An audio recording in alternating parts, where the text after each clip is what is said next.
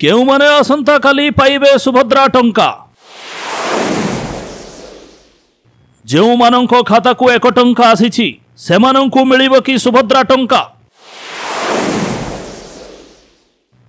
जेउमानंको पाखकु 1 टंका आसीनी तेबे सेमाने कोन एही योजनारू बाद पड़िबे। 1 टंका आसी नथिले कोन करिबे। तेबे काली केउमाने पाइबे 5000 टंका।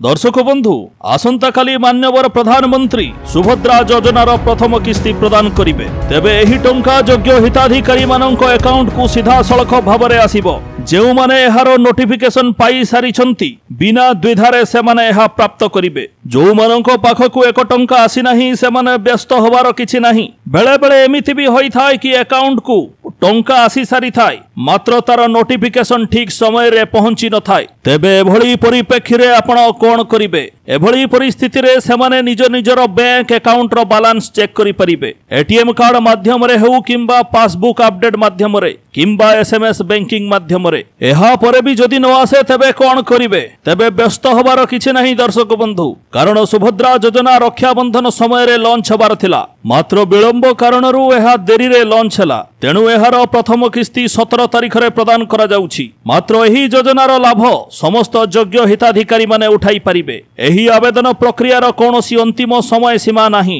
एहाकु नै उपमुख्यमंत्री प्रभाती परिडा आश्वासन दैछंती। जेउ मानकर ई केवाईसी प्रक्रिया सफलता पूर्वक संपादन होईछि एवं सुभद्रा योजनार गाइडलाइन अनुसार समस्त शर्तावली को सेमाने पूर्ण करुथांती तेबे एही टंका सेमाने प्राप्त करिवे। वर्तमान सुधा 60 लाख रु अधिक योग्य हिताधिकारी माने आवेदन करिसंती। मात्र मान्यवर मुख्यमंत्री कहिबा अनुसार एहा 1 कोटी योग्य हिताधिकारी माननक पई एही योजनाटी प्रयोज्य। एही योजना रे 1 कोटी योग्य हिताधिकारी को शामिल करा जिवो। जो माने 17 तारिख परे अप्लाई करिवे सेमानंकु मध्य एही योजनार लाभ मिलिबो एवं जो माने डिसेंबर मासरे मध्य अप्लाई करिवे सेमाने मध्य एही योजनारू लाभ उठाई परिबे। जो माने सब किछि चेक कला परे मध्य जदि तांको पाखकु नोटिफिकेशन किंबा कोनोसी सूचना आसिला नाही तेबे निश्चित भावरे तांको आवेदन रे कोनोसी त्रुटि रहिछि। आइदर सेमानंकर आधार रो डाटा एवं बैंक अकाउंट रो डाटा सहित मेल खाउ नाही किंबा मोबाइल नंबर लिंक होई नाही। तेबे दर्शक बंधु आपण मान समस्तंकु मोर अनुरोध सुभद्रार शर्तावली अनुसार